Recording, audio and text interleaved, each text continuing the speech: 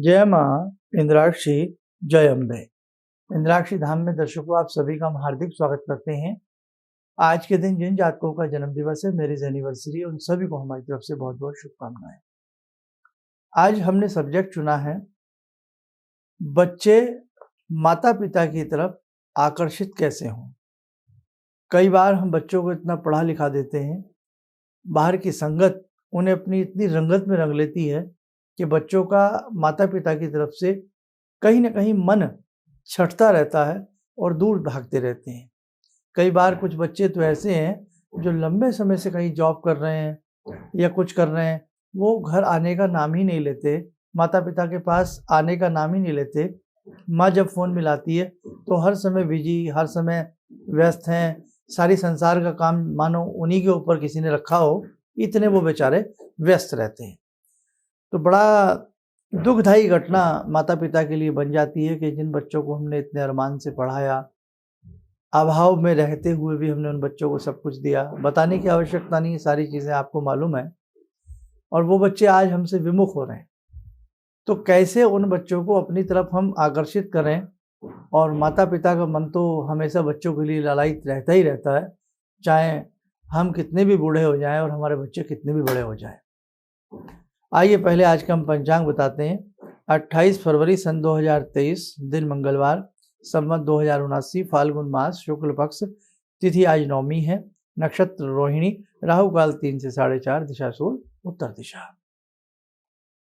ऐसी स्थिति में मैं राय दूंगा, एक तो अपने बच्चों की जन्मांक जरूर दिखाइए, नहीं बना तो उनकी वैदिक जन्म पत्रिकाएं बनवाइए। बच्चों का पंचम भाव उनका बुद्धि विवेक का होता है, विद्या का होता है। बच्चे तो बच्चे ही हैं, चाहे वो कोई सी भी श्रेणी में हो, कितने भी बड़े हो जाएं, लेकिन माता पिता के लिए औलाद बच्चा ही रहती है। माता पिता हमेशा अपने बच्चे को बच्चे की दृष्टि से ही देखते रहते हैं, वही लाड़, वही प्यार, बल्कि जो बच्चे बड़े होते हैं और प्यार माता पिता का बढ़ता रहता है, घटता नहीं है। अब देखो, बच्चे का पंचम भाव क्या कहता है, उसकी माँ का घर चतुर्थ क्या कहता है, और उसके पिता का पंचम हाउस क्या, दसम भाव क्या कहता है। ये कुंडली में सारी चीज़ें दिखाना बड़ा जरूरी होता है।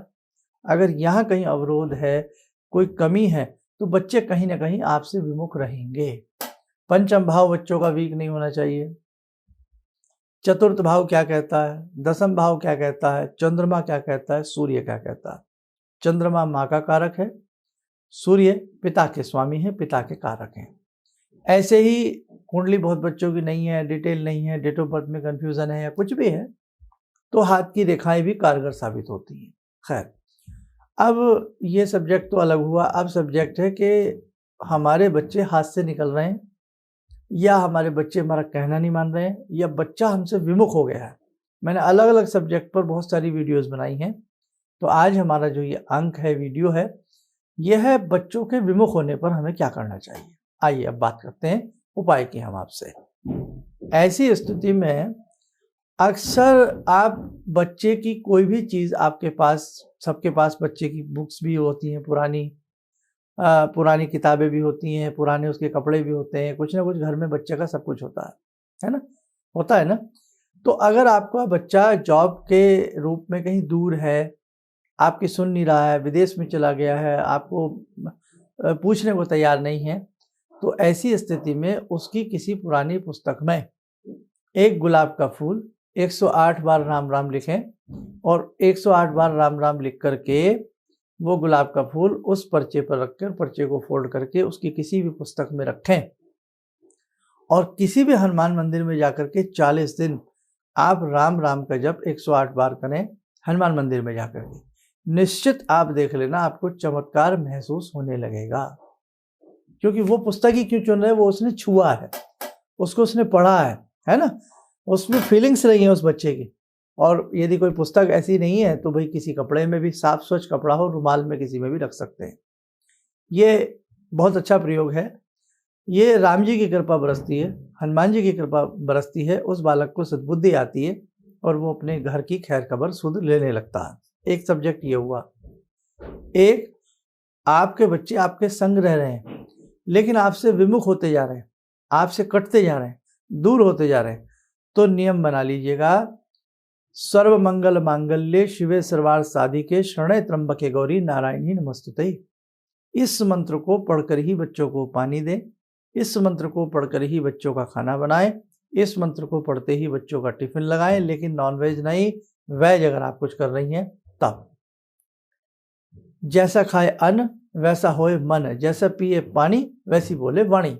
आप करेंगी, आपकी तरफ आपके बच्चों का रुझान होगा। सर्व मंगल मांगल्ये, हर प्रकार का मंगल आपके घर में होने लगेगा, आपके बच्चे आपसे प्यार करने लगेंगे। ये होता है ऐसा, माँ बाप तो सदैव प्यार करते हैं, लेकिन कई बार बच्चे भी प्यार नहीं करते हैं। हर तरह की ताली दोनों हाथों से बजती है, तो कई बार अलग अलग शिकायतें भी लोगों की हम सुनते हैं। तो ये बड़ा अच्छा प्रयोग हमने आपको एक बताया, एक और सुन लें।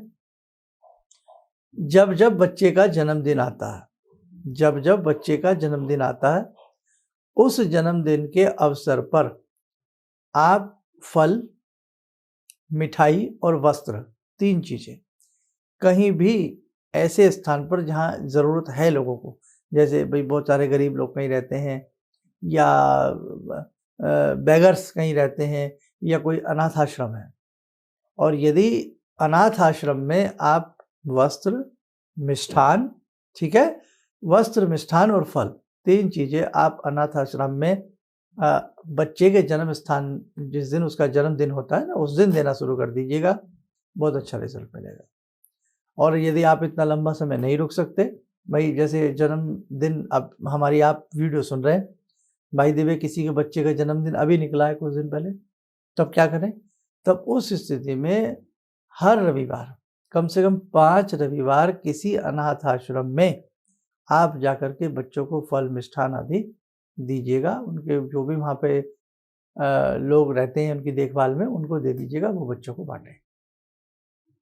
आपके बच्चों में बहुत अच्छा गुण विकसित होगा, आपको लाभ मिलेगा। सेकेंडली, बच्चे को खास तौर से सुबह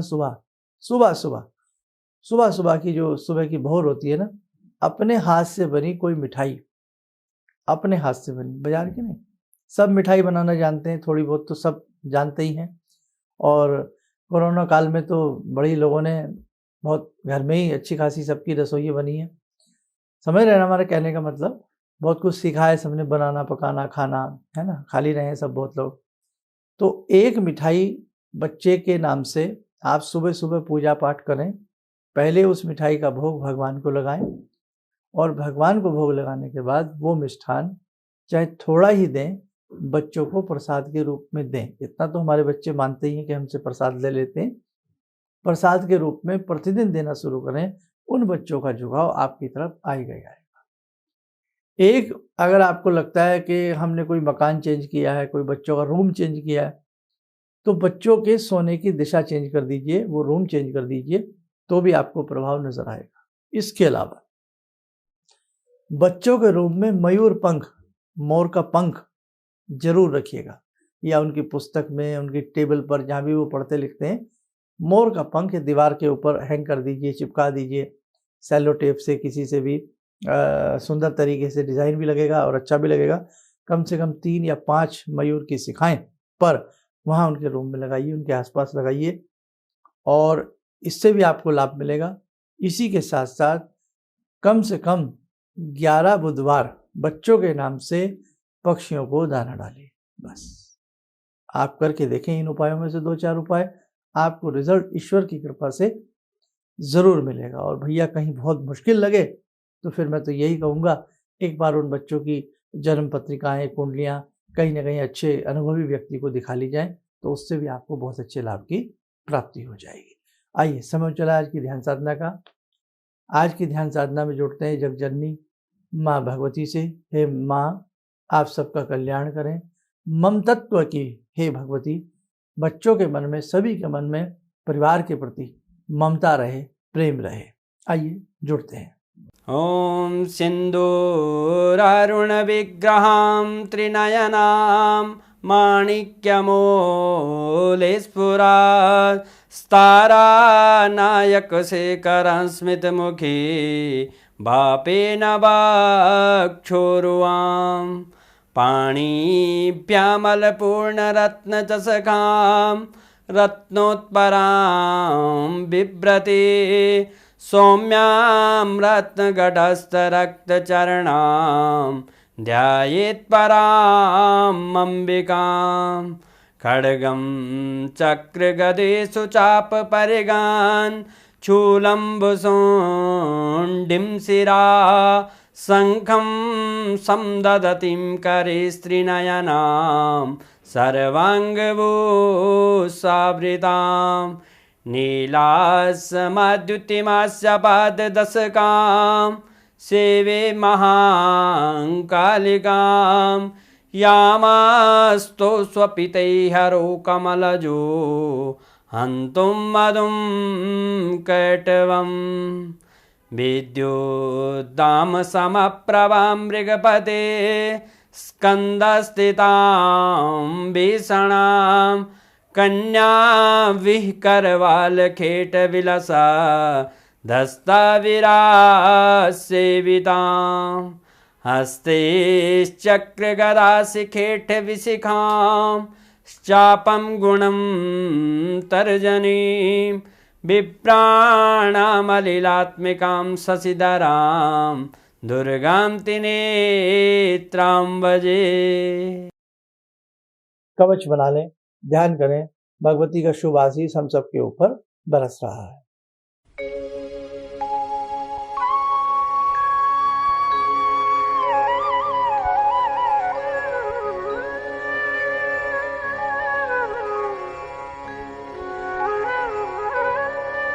ओम बोलते हुए नेत्र खोलें, सामान्य हो। देखो साथियों, छोटी छोटी समस्याएं हैं और ये छोटी छोटी समस्याएं टाइमली यदि रोक दी जाएं, इनको ना सुलझाया जाए तो बाद में ये विकराल रूप ले लेती है। कई बार ऐसी भी हमसे बात होती है कि बेटा विदेश गया है, 10 साल हो गए, उसने कोई खैर खबर नहीं ली। बेटा जॉब पे गया है, और जॉब पे गया किसकी बदौलत है? आपकी बदौलत। उसके साथ मेहनत आपने की है। और वास्तविकता है, इतना बचपन में बच्चे नहीं पढ़ते जितना माँ बाप पढ़ते हैं, क्योंकि उन्हें पढ़ करके पढ़ाना होता है। इतना बच्चे मेहनत नहीं करते जितना माँ बाप को उनके लिए मेहनत करनी होती है, उनकी पढ़ाई के लिए, लिखाई के लिए। और सब कुछ आज आसान नहीं है। आज सब कुछ महंगा है, सस्ता कुछ भी नहीं है ना। लेकिन एक माँ अपने बच्चे के लिए, एक पिता अपने बच्चे के लिए पूरी जिंदगी लगा देता है। पूरी जिंदगी। अगर किसी के पास एक बच्चा है, किसी के पास 2 बच्चे हैं या इससे अधिक भी हैं, हम कम से कम की बात बता रहे हैं, अगर 2 बच्चे हैं, 1 बच्चा, माँ बाप की पूरी जिंदगी निकल जाती है। अब इसको ये दे दो, अब इसको ये दे दो, अब इसको ये दे दो, पूरी जिंदगी निकल जाती है। और काश ऐसा बच्चे भी समझें कि अब माता पिता को आराम दे दो, अब पिताजी को रिटायरमेंट दे दो। बच्चे भी समझे ना तो वास्तव में मजा आ जाए। और ऐसा नहीं है कि बच्चे नहीं समझते हैं। संस्कार जहाँ बच्चों में होते हैं तो वहाँ बच्चे बिगड़ते नहीं हैं, अच्छे रहते हैं। बच्चों को विद्यावान की जगह संस्कारवान भी आप लोग जरूर बनाइए। बचपन से ही धार्मिक कथाएं, धार्मिक गोष्ठी का उनको अंग बनाइए, और बचपन से ही अपने भगवान के प्रति उनके अंदर अनुराग पैदा कीजिए। बचपन से ही उनको अच्छी बातें सिखाइए, अच्छा सभ्यता देने का प्रयास करें। यही ना हो कि अंक विज्ञान के चक्कर में कि हमारे बच्चों के तो 99 मार्क्स आ जाएं, उसी की दौड़ में आप बच्चों को इतना ऊपर उठा दें कि वो हमें नीचा गिरा हुआ समझने लगे। इसलिए ध्यान रखना, बच्चों को ज्ञानवान के साथ, विद्यावान के साथ साथ संस्कारवान भी, बच्चों को संस्कार देना भी नितांत आवश्यक है। आप सुखी रहें, स्वस्थ रहें, इन्हीं शुभकामनाओं के साथ हम अपनी वाणी को विराम देते हैं। जय जय अम्बे। अब मेरा बेटा है जो चार्टर्ड अकाउंटेंट है अभी, तो वो क्या था, मेरी कोई बात नहीं मानता था। सालों तक मेरा उसका झगड़ा चलता रहा, और मेरे जानकार लोग थे, उनसे मैं कहता था भाई मैं इससे हार जाता हूँ, क्योंकि मैं इसे कहता हूँ सुबह जल्दी उठा कर, ये कभी उठता नहीं है। क्या हुआ कि मैं आपसे मिला आकर, कुछ आपने उसके लिए भी उपाय बताए, जो सारे उपाय मैं ही कर रहा हूँ। और आपको सुन के बड़ी हैरानी होगी इस बात की कि जिस बच्चे को मैं कभी पूजा के लिए कहता था कि हनुमान चालीसा करो, तुम ये करो, वो करो, वो कुछ नहीं करता था। आज मैं बड़ा हैरान हूँ कि सोमवार के दिन वो उठता है, खुद ही जो है वो मेरे घर में बेल का पेड़ भी लगा है, बेल के पत्ते तोड़ता है और उनके 11 सेट बनाता है। कहाँ से उसने लिया मुझे पता नहीं। और भगवान शंकर पर जाकर जल चढ़ाता है, उन पर राम राम लिखता है। और ये सब जो मैं ये समझ पाया हूँ कि जो मैं 2 महीने से आपका ये जो कर रहा हूँ मंत्र का जो है, तो मेरे ख्याल में इससे बड़ी उपलब्धि तो और कोई हो नहीं सकती। धन्यवाद। हमारे विभिन्न ज्ञानवर्धक कार्यक्रम देखने के लिए आप हमें अभी सब्सक्राइब करें, बेल आइकन को प्रेस करें ताकि आप देख सकें हमारा कार्यक्रम सबसे पहले। और अधिक जानकारी के लिए फेसबुक पेज को लाइक करना न भूलें।